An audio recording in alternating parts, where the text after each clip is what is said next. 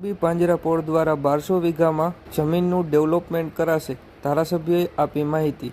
બાબતે પ્રાપ્ત માહિતી મુજબ મોરબી પાંજરાપોળ દ્વારા હાલ 5000 કરતાં વધારે ગૌવંશનો નિભાવ કરવામાં આવી રહ્યો છે, જેના માટે આગામી દિવસોમાં પાંજરાપોળ દ્વારા સરકારશ્રીના સહયોગ સાથે અંદાજે 20 કરોડ જેટલા ખર્ચમાં 1200 વીઘા જમીનના ડેવલપમેન્ટ કરવાનું આયોજન હાથ ધરવામાં આવ્યું છે, જે અંગે મોરબીના ધારાસભ્ય કાંતિલાલ અમૃતિયા દ્વારા આજરોજ રવિવારે સાંજે 6 વાગે માહિતી આપવામાં આવી હતી. મોરબી પાંજરાપોળ જોવા લગભગ આવા પશુ 5300 છે અને જમીન અત્યારે આપણે 3000 વીઘાની જે ખેતી કરીને પર્યાવરણ માટે જાળવવા આવી છે.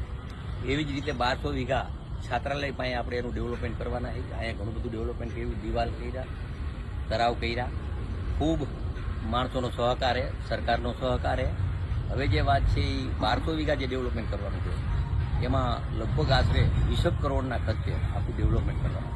એમાં પણ આપના તરફથી જે મળે એ સહયોગ આપો સરકાર તરફથી.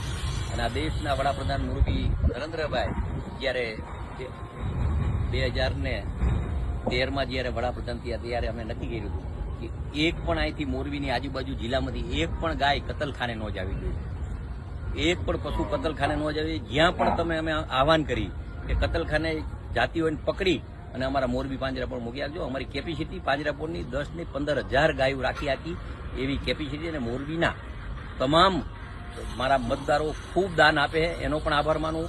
પણ એક પણ પશુ કતલખાને ન જાય. મોરબીની આજુબાજુમાંથી એમ કચ્છમાં જતા હોય તો ભલે, જામનગરથી જતા હોય તો ભલે, રાજકોટથી, ત્યાંથી જે જતા હોય એ પશુ અહીંયા મોરબી પાંજરાપોળમાં ગમે ત્યારે 24 કલાકમાં અમારો અને વેલજીભાઈનો કોન્ટેક કરીને અહીંયા મૂકી જાજો ને કતલખાને જવા દેતા નહીં. આ મોરબી જિલ્લો તમામ પશુને હાચવશે એવું આહવાન.